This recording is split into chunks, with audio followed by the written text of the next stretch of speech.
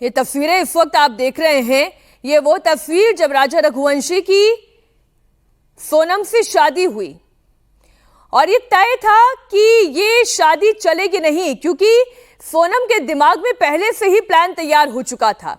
क्योंकि सोनम का दिल तो राज कुशवाहा के लिए धड़कता था और मांगलिक दोष था।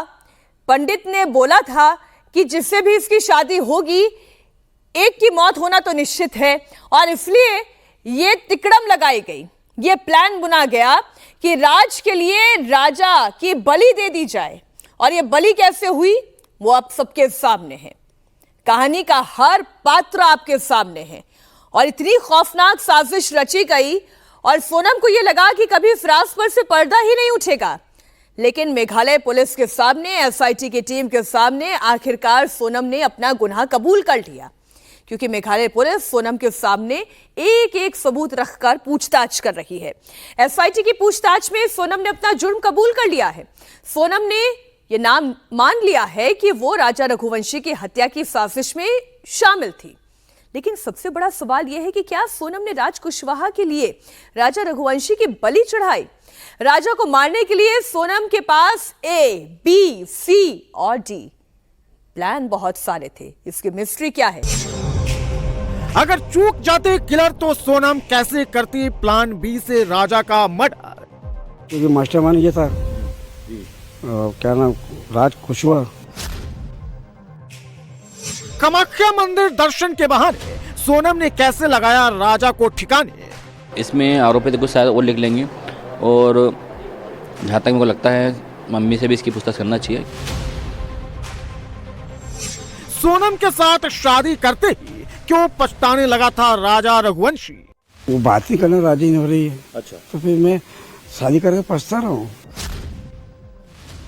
हनीमून पर मर्डर की पूरी स्क्रिप्ट जहां के लिए लिखी गई थी, पूरी वारदात को जहां अंजाम दिया गया, जिस जगह राजा रघुवंशी को मारा गया था, सारे किरदार एक के बाद एक वहां इकट्ठा हो चुके हैं।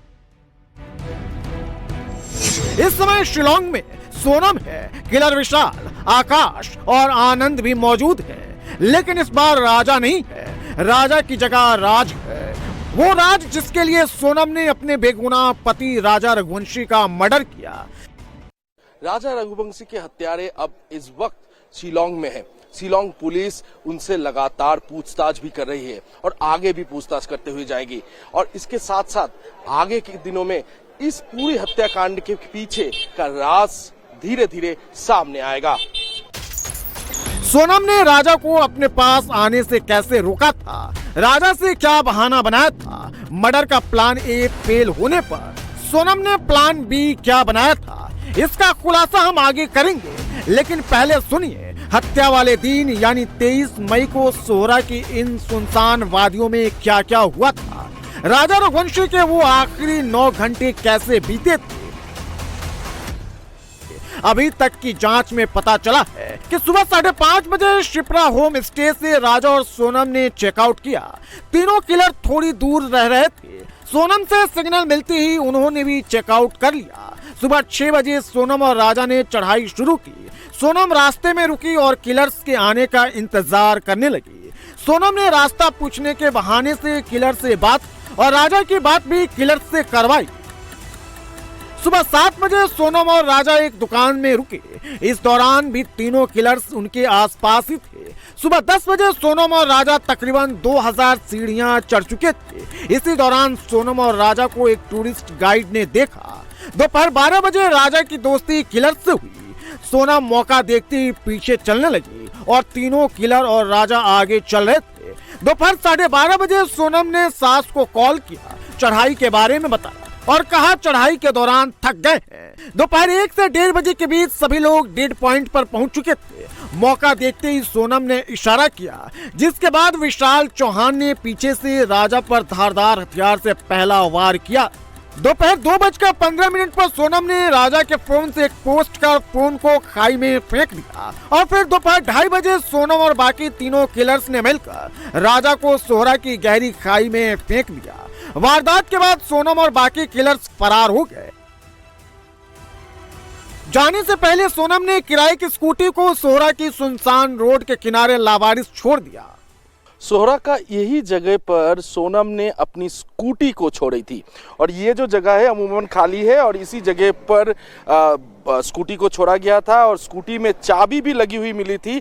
यहाँ का जो प्रधान है, गांव का पंचायत का प्रधान है, उन्होंने सबसे पहले ये स्कूटी को देखा और उसके बाद पुलिस को इत्तला किया कि यहाँ पर एक स्कूटी मिली है जिसमें चाबी भी लगी हुई है। तो ये स्कूटी यहीं पर पार्क करते हुए सोनम इस इलाके से चला गया।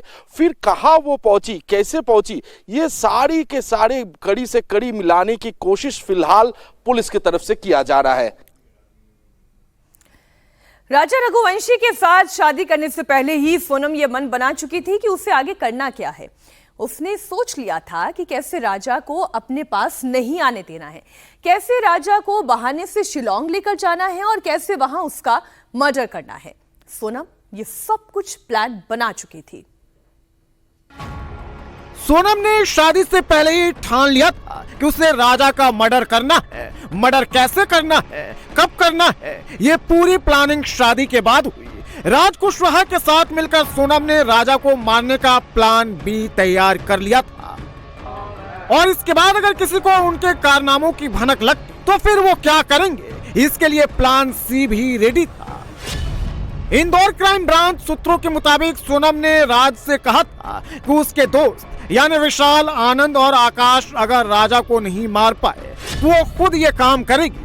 सोनम ने राज को बताया था कि वो फोटो लेने के बहाने राजा को पहाड़ से नीचे धक्का दे देगी। सोनम और राज ने ये भी प्लानिंग कर ली थी कि अगर उनके कारनामों की पोल खुली या किसी को भनक लगी तो वो नेपाल भाग जाएंगे।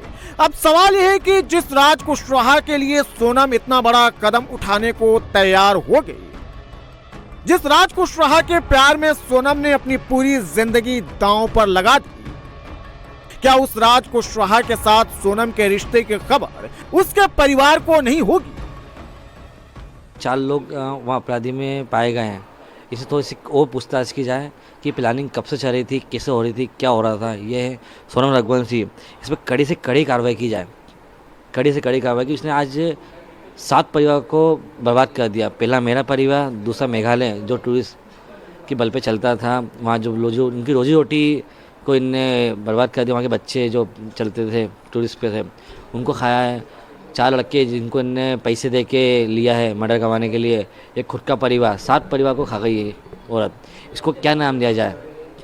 ये पिशाचनी नाम बोलते, जैसे पिशाचनी क्या होती है जो सबको खा जाती है, ये वो औरत थी। इस पर कड़ी से कड़ी कार्रवाई की जाए। इसमें आरोपी तो कुछ शायद और लिख लेंगे और जहाँ तक मेरे को लगता है मम्मी से भी इसकी पूछताछ करना चाहिए, क्योंकि इसकी मम्मी को लगभग सब चीज़ पता है। उसकी मम्मी ने बातें छुपाई हमसे। हर माँ को जो है अपने बच्चे के बारे में पता रहता है। मेरे घर में मेरे को सब पता है, मैं कब जाता हूँ, क्या करता हूँ, किससे बात करता हूँ, किससे बात नहीं करता हूँ, हर चीज़ पता रहती है। तो उनकी मम्मी को सब चीज़ पता होगी। पहले उनकी मम्मी बोलती थी तो मेरी बच्ची जो संस्कारी है, बाद में शादी में बोलती है तो मेरी बच्ची सुनती किसी नहीं थी, गुस्से वाली थी, वो बात करती थी तो उसकी सब उसकी मर्जी चलाती थी। तो क्या ये सब चीज़ें उसकी माँ जो झूठ बोल रही है ना शुरू से एंड तक, वो अलग ही चल रही है। सोनम से शादी करते ही राजा को पता चल गया था कि उसने बहुत बड़ी गलती कर दी है। सोनम शादी के कुछ ही दिन बाद मायके चली गई थी। उसके पास राजा से फोन पर भी बात करने का टाइम नहीं रहता था। राजा को ये बात खटकने लगी थी और इसका जिक्र उसने अपने परिवार वालों से भी किया था।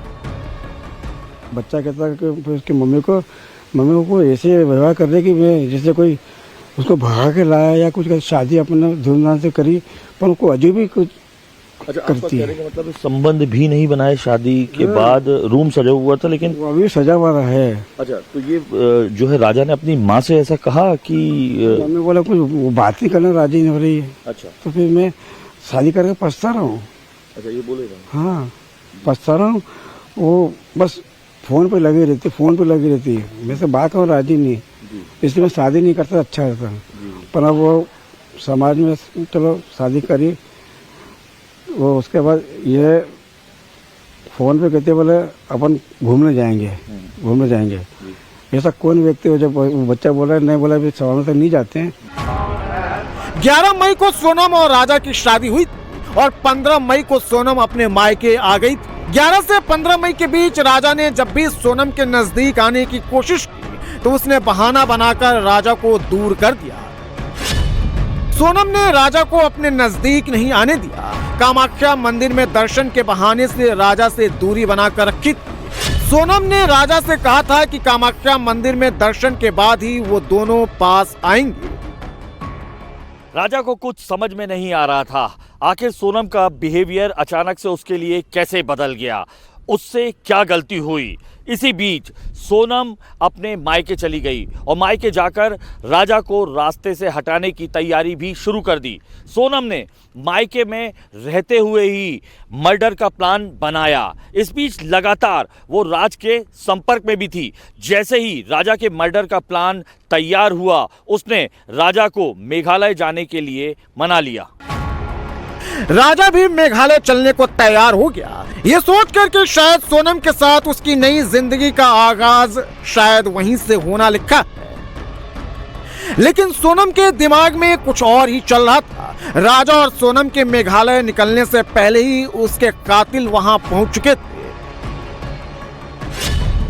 राज कुशवाहा ने तीनों किलर्स को 3 दिन पहले ही पैसे देकर ट्रेन से मेघालय भेज दिया था। शिलोंग में तीनों किलर्स लगातार सोनम के संपर्क में थे। कातिल लगातार राजा पर नजर रख रहे थे और फिर तय प्लान के मुताबिक 23 मई को दोपहर सोनम के सामने ही आकाश, आनंद और विशाल ने राजा का मर्डर कर दिया। जैसे कि चारों आरोपियों ने घटना के संबंध में पूछताछ में बताया कि उन्होंने किस प्रकार से इंदौर से गुवाहाटी पहुंचे, गुवाहाटी से शिलोंग पहुंचे, वहां किस प्रकार से घटना को अंजाम दिया, इस बात को उन्होंने कबूल किया है। आरोपी ने ये बताया कि उन्होंने वहीं से लोकल से एक हथियार खरीदा था जी। उसके बाद जब ये इनको मौका मिला तो सब साथ में थे और मृतक राजा है उस पर विशाल ने पीछे से वार किया था और उसके अलावा फिर उनके जो साथी थे उन्होंने भी उसके हत्या में मदद की थी। और उसके बाद जब उसके जो शव था उसको उन्होंने खाई में फेंक दिया था। सोनम इस दौरान जब ये हत्या कर रहे थे, ये जो तीनों आरोपी ये हैं, सोनम उस वक्त वहाँ पर मौजूद थी, देख रही थी किस तरीके से जिस शख्स से उसने शादी की है महज 12 दिन के अंदर उसकी हत्या करते हुए वो खुद देख रही है। हाँ, आरोपियों ने इस बात की भी पुष्टि की है कि वो सोनम भी उस समय घटनास्थल पर ही मौजूद थी। अच्छा, ये राज इस मामले में जो है मेन प्लानर है, उसके ये तीनों दोस्त थे। राज ने किस तरीके से प्लानिंग की और कैसे उन तीनों को भेजा था यहाँ से और लगातार कैसे संपर्क में था?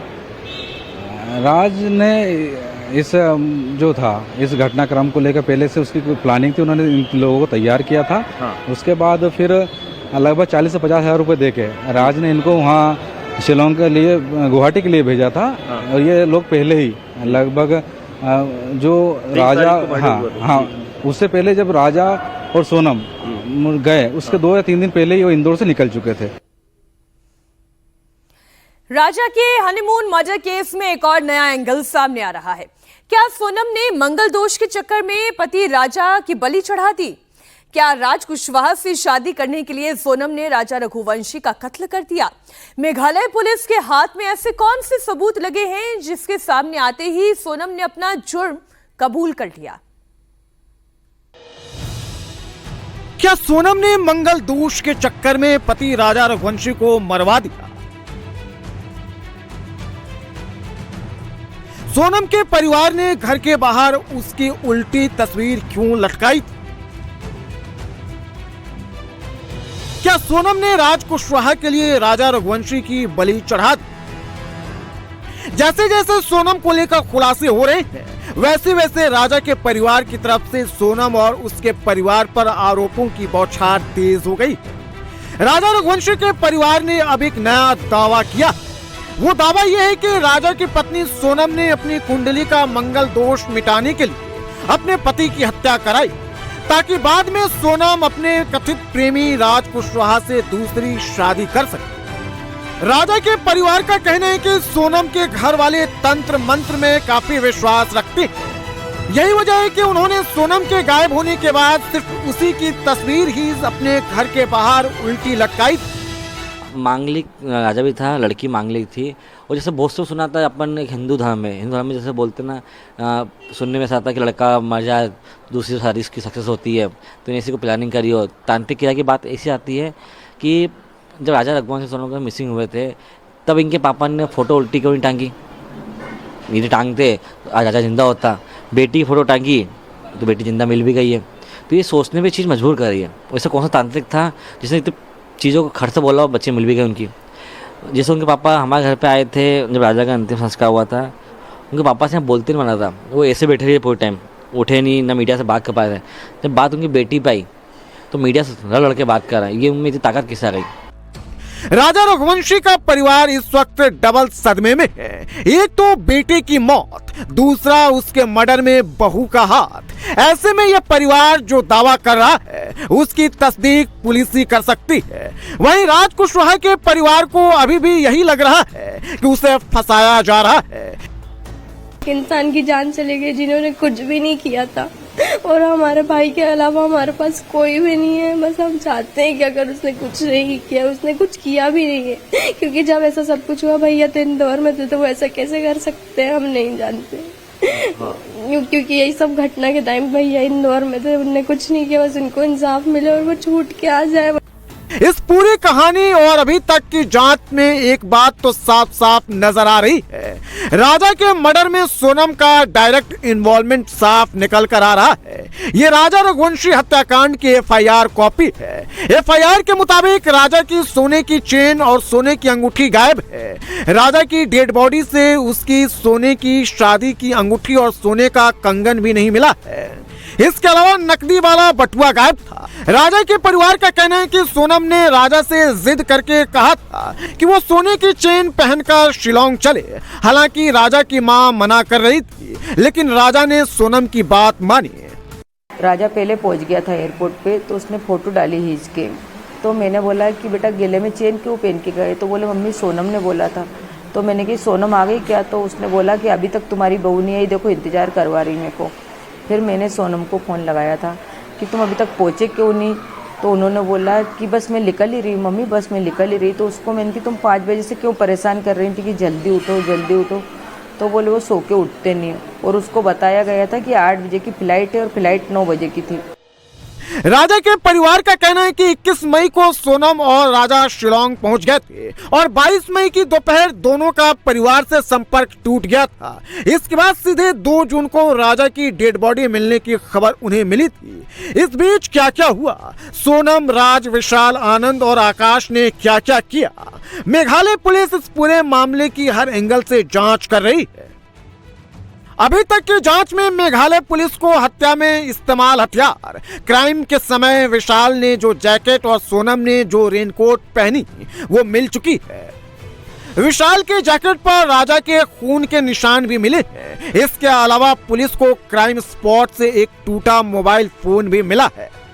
गुवाहाटी एयरपोर्ट से शिलोंग पहुंचने के बाद राजा रघुवंशी और उनके पत्नी सोनम इसी होटल पे ठहरे थे, जो बालाजी गेस्ट हाउस इसका नाम है।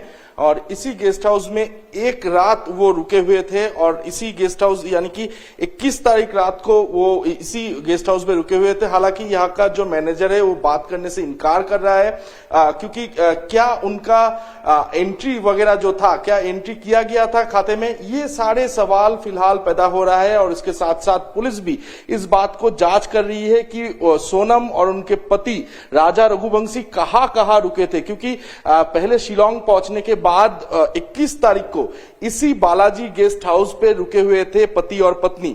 यहाँ का जो मैनेजर है फिलहाल तो बात करने से इनकार कर रहा है, लेकिन इसी सूत्रों के हवाले से मिली खबर के अनुसार इसी बालाजी गेस्ट हाउस पर सोनम और राजा रघुवंशी 21 तारीख रात को रुके थे। सोनम के भाई से मिलने के बाद राजा रघुवंशी की मां का भी बयान सामने आया है। राजा की मां ने कहा है कि गोविंद भी अपनी बहन सोनम के लिए फांसी की मांग कर रहा है। सोनम का भाई गोविंद राजा के मर्डर से बहुत दुखी है, लेकिन उसे सोनम के लिए कोई दुख नहीं है। गोविंद भैया से मैंने पूछा कि तुम सोनम से मिले थे कि नहीं मिले थे, पहले तो मेरे को ये बताओ। तो उन्होंने बोला कि मम्मी मैं सोनम से मिला था 3 मिनट के लिए। तो मैंने बोला कि उसको मारा क्यों नहीं तुमने? तो बोले मारने का मौका ही नहीं दिया, पुलिस और मीडिया इतनी सारी थी वहाँ पर। सोनम को फांसी दिलवाई जाए, गोविंद भैया ने बोल के गए। राजा के लिए दुखी थे वो, राजा के लिए दुखी थे, सोनम के लिए दुखी नहीं है वो। गोविंद की कोई गलती? इस बीच राजा रघुवंशी की भाभी का भी रिएक्शन सामने आ चुका है। राजा की भाभी ने कहा कि सोनम 2 मोबाइल का इस्तेमाल करती थी, लेकिन एक नंबर ही उसने फैमिली के साथ शेयर किया था। सोनम बताती थी कि दूसरा मोबाइल वो ऑफिस के कामों के लिए इस्तेमाल करती है। भाभी भी हैं। ये कब ये आए इस तरीके से जो आई हैं? ये जस्ट अभी आए 5 मिनट पहले, 2 मिनट पहले। क्या बातचीत की उन्होंने आते साथ? मुझे नहीं पता, मैं तो ऊपर थी, अभी वो जस्ट आए ही हैं। अच्छा, ये इस किस तरीके की ये थी? मोबाइल दो थे, एक नंबर बताया था? हाँ, एक ही नंबर था, बस 2 नंबर नहीं थे हम। 2 मोबाइल थे लेकिन? हाँ, मोबाइल 2 थे। तो आप लोगों को कभी शक नहीं हुआ कि 2 मोबाइल क्यों रख रही है? एक ऑफिस का था, ऐसा बोल रही थी वो। ऐसा वो बोलती थी बिना आप लोगों की इच्छा, क्योंकि 1.25 महीने तक जाते नहीं हैं हिंदुओं में, आपके यहाँ भी नहीं जाते। उसने जब कामाख्या जाने का प्लान बनाया तो आपको लगा नहीं, मना नहीं किया किसी ने क्यों जा रहे हो? वो उन लोगों का एकदम से प्लान बना था। एकदम से प्लान बना था। अब आपको क्या लग रहा है जिस तरीके की खबरें सामने आ रही हैं कि सोनम ने ये 4 लोगों से करवाया ये पूरा? बस अब उसका नाम सामने आ रहा है, सारे सबूत भी उसके खिलाफ है, बस फांसी की सजा होनी चाहिए। अब अगली खबर की तरफ रुख करते हैं। दिल्ली में आज बड़ा बुलडोजर एक्शन हुआ। प्रशासन ने दिल्ली के कालकाजी में करीब 1200 झुग्गियों को जमींदोज कर दिया। कालकाजी के भूमिहीन कैंप में डीडीए की टीम सुरक्षा बलों के साथ सुबह 5 बजे पहुंची और पूरे इलाके को बैरिकेड कर एक्शन शुरू किया। कालकाजी में झुग्गियां जमींदोज हो गई हैं, लेकिन दिल्ली के बाटला हाउस में लोगों पर बुलडोजर एक्शन का खौफ मंडरा रहा है। दिल्ली के कालकाजी में बुलडोजर एक्शन।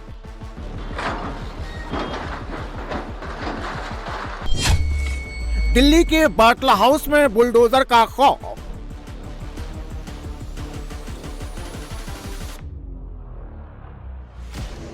ये 2 तस्वीरें दिल्ली के 2 इलाकों में चल रहे एक्शन को बताने के लिए काफी है। जहां कालकाजी में सुबह से बुलडोजर गरज रहे हैं, वहीं कालकाजी से थोड़ी ही दूर बाटला हाउस में लोग बुलडोजर के नाम से सहमे हुए हैं। कभी भी बुलडोजर चलने का खौफ सता रहा है। जब डीडीए की टीम बुलडोजर लेकर कालकाजी के भूमिहीन कैंप पहुंच गई, फिर देखते ही देखते एक्शन शुरू हुआ और झुग्गियां मलबों में तब्दील होने लगी। 1200 झुग्गियों को तोड़ने के लिए हाईकोर्ट ने ऑर्डर दिया था, क्योंकि ये जो झुग्गी झोपड़ियां थी ये केंद्र की जमीन पे बनाई गई थी। बकायदा 1990 से लोग यहाँ पे रह रहे थे। हालांकि एक इलीगल कंस्ट्रक्शन था जिसे धीरे धीरे सेमी परमानेंट स्ट्रक्चर में लोगों ने बदला। लगभग जो 3024 फ्लैट यहाँ पे बना लिए गए थे, जिनके बदले सरकार ने 1830 फ्लैट पुनर्वास योजना के तहत लोगों को दिए। लेकिन देखेंगे कि किस तरीके से इलीगल कंस्ट्रक्शन में भी लोगों ने हर एक सुविधा को यहाँ पे लेना शुरू कर दिया गया था। इन झुग्गियों को गिराने की कार्रवाई दिल्ली हाईकोर्ट के आदेश के बाद शुरू हुई है। हाईकोर्ट ने 6 जून को झुग्गियों को गिराने पर रोक से इनकार कर दिया था। इसके बाद डीडीए ने 7 जून को नोटिस जारी किया और 3 दिन के अंदर भूमिहीन कैंप के लोगों को अपना सामान हटाने को कहा। आज डेडलाइन खत्म होते ही बुलडोजर गरजने शुरू हो गए। भूमिहीन कैंप B253 मेरा घर था, तो मैं यहाँ 45 साल हो गए मेरे को, पर मेरे को घर नहीं मिला। लड़के को नहीं मिला, हमारे लड़के को नहीं मिला है। उनका राशन कार्ड नहीं है। उसका हमारे साथ में था, राशन कार्ड में नाम था सबका, हमें नहीं मिला। लेकिन एक परिवार से तो फिर एक ही घर मिला है ना। 3 जने, 3 परिवार, 2 की शादी हो रखी है, 1 की शादी मतलब नीचे ऊपर ऐसे करके बना हुआ था, मगर एक ही राशन कार्ड में नाम। हमें 45 करीब हो गए। दरअसल कालकाजी के भूमिहीन कैंप में 1990 से सैकड़ों परिवार झुग्गियां बनाकर रह रहे हैं। यहाँ पर कुल 3024 परिवार हैं, जिनमें से 1862 परिवारों को पुनर्वास योजना के तहत योग्य पाया गया। उन्हें कालकाजी एक्सटेंशन में ईडब्ल्यूएस फ्लैट दिए गए।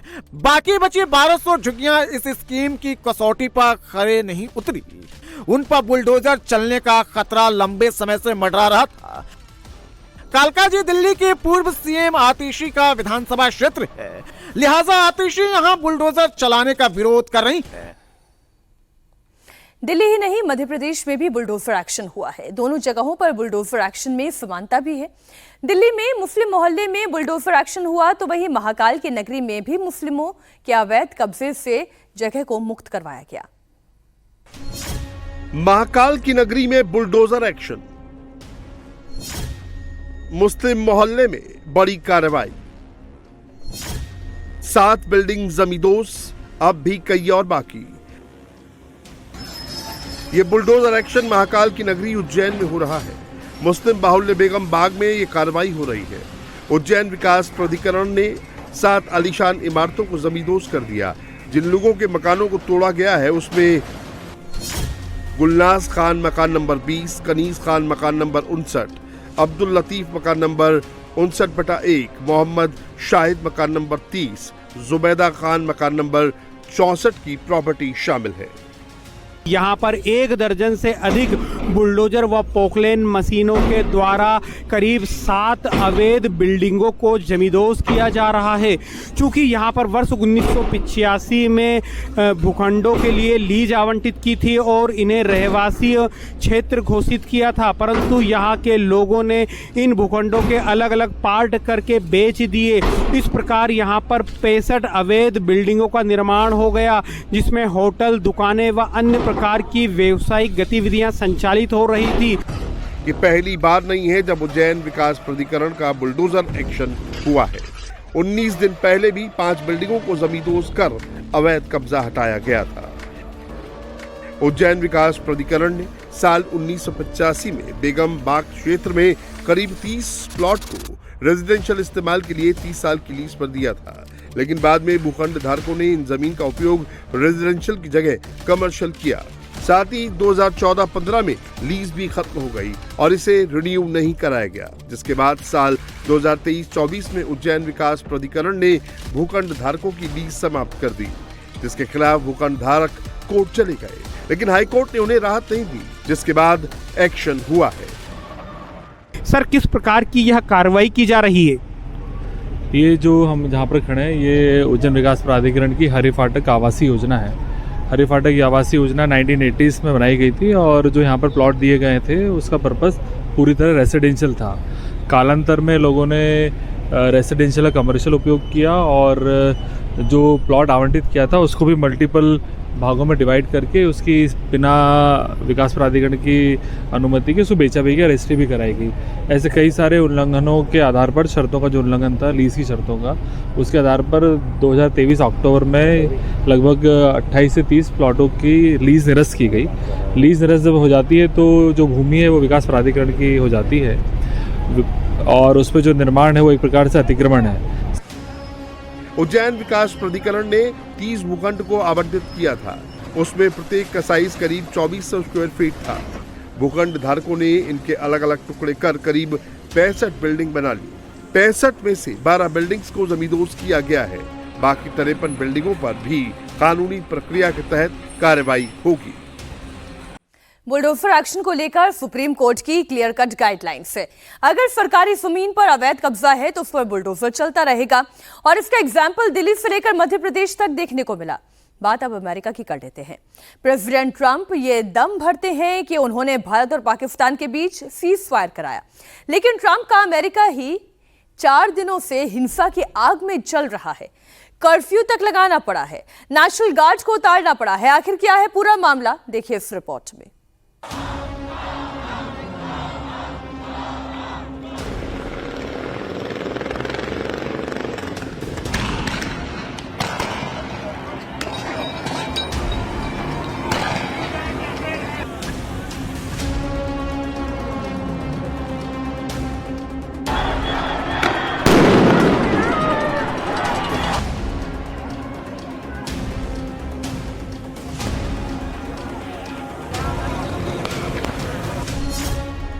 अमेरिका में कब थमेगी हिंसा की आग?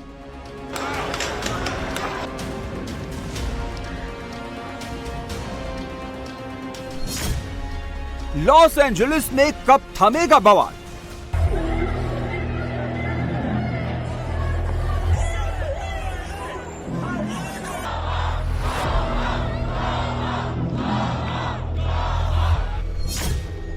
जो हिंसा की आग में जल रहा है अमेरिका,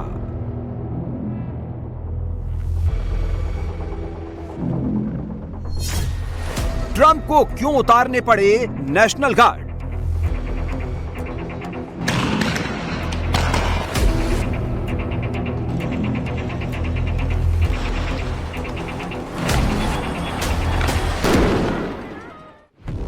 ये गुस्सा, ये हिंसा ट्रंप की डिपोर्ट पॉलिसी के खिलाफ है।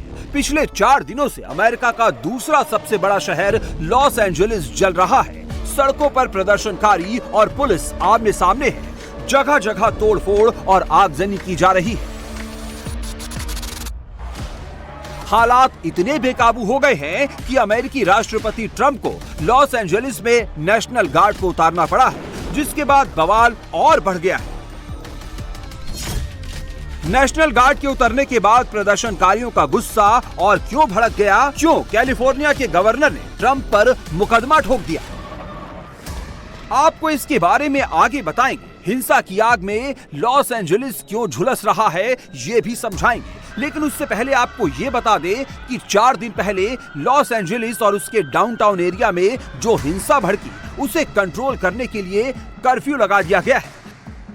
That I have declared a local emergency and issued a curfew for downtown Los Angeles to stop the vandalism, to stop the looting.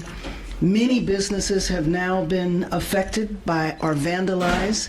Last night there were 23 businesses that were looted, and I think that if you drive through downtown LA, the graffiti is everywhere and has caused significant damages to businesses and a number of properties. Curfew has been in consideration for several days, but clearly after the violence that took place last night, 23 businesses looted, and just the extensive, widespread nature of the vandalism, we reached a tipping point and declared a state of emergency and called for the curfew. Los Angeles में हिंसा की शुरुआत 8 जून को तब हुई थी जब अवैध अप्रवासियों को अमेरिका से बाहर निकालने की कार्रवाई शुरू हुई, जिसके बाद बड़ी संख्या में अप्रवासी सड़कों पर उतर आए। ट्रंप सरकार की ICE यानी इमिग्रेशन एंड कस्टम एनफोर्समेंट के खिलाफ हल्ला बोल शुरू कर दिया। सैकड़ों गाड़ियों को आग के हवाले कर दिया। दुकानों और गाड़ियों में तोड़फोड़ की गई। कई प्रदर्शनकारी अमेरिकी झंडे पर थूकते नजर आए, जिसके बाद अमेरिकी राष्ट्रपति ट्रंप एक्शन में आए। उपद्रवियों की गिरफ्तारी के आदेश दे दिए। Curfew is necessary, a necessary measure to protect lives and safeguard property following several consecutive days of growing unrest throughout the city. Since Saturday, we've seen a concerning escalation in unlawful and dangerous behavior. On Saturday, LAPD officers made 27 arrests. On Sunday, that number rose to 40. By Monday, arrests totaled 114, and today alone, we've made 197 arrests. Los Angeles में हालात बेकाबू होते जा रहे हैं, जिसके बाद राष्ट्रपति ट्रंप ने लॉस एंजलिस में नेशनल गार्ड और मरीन फोर्स को उतार दिया ताकि प्रदर्शन को दबाया जा सके। उपद्रवियों को काबू करने के लिए 2100 नेशनल गार्ड के जवान और 700 मरीन फोर्स के कमांडो को तैनात किया गया है। अब इसे लेकर बवाल और बढ़ गया है। प्रदर्शनकारी नेशनल गार्ड के उतारे जाने का विरोध कर रहे हैं, तो वहीं कैलिफोर्निया के गवर्नर ने राष्ट्रपति ट्रंप के खिलाफ मुकदमा दर्ज करा दिया है। गवर्नर का कहना है कि राष्ट्रपति ट्रंप ने उनके अधिकार का हनन किया है। बताया जाता है कि 1965 के बाद पहली बार है जब राज्य के गवर्नर के अनुरोध के बिना नेशनल गार्ड को किसी राज्य में तैनात किया गया है।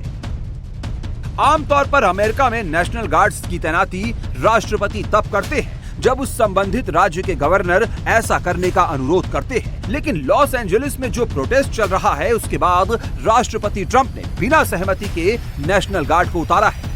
दरअसल लॉस एंजलिस में हिंसा के पीछे असली वजह ट्रंप की डिपोर्टेशन पॉलिसी है, जिसके तहत ICE को हर दिन बिना दस्तावेज वाले 3000 अप्रवासियों को गिरफ्तार कर डिपोर्ट करने का टारगेट दिया गया है, जिसके बाद लॉस एंजलिस में भी कार्रवाई की गई। लॉस एंजलिस में मैक्सिकन अप्रवासियों की संख्या लाखों में है। ये शहर मैक्सिकन मूल के लोगों का सबसे बड़ा केंद्र है। आंकड़ों के मुताबिक 2023 में अमेरिका में जितने अप्रवासी हैं, उसमें 23% मैक्सिकन मूल के हैं। जब इन अप्रवासियों के खिलाफ ट्रंप प्रशासन ने एक्शन लिया तो आगजनी, तोड़फोड़ और हिंसा हुई, जिसमें 3 लोगों की अब तक मौत हो चुकी है, जबकि सैकड़ों लोग घायल हैं।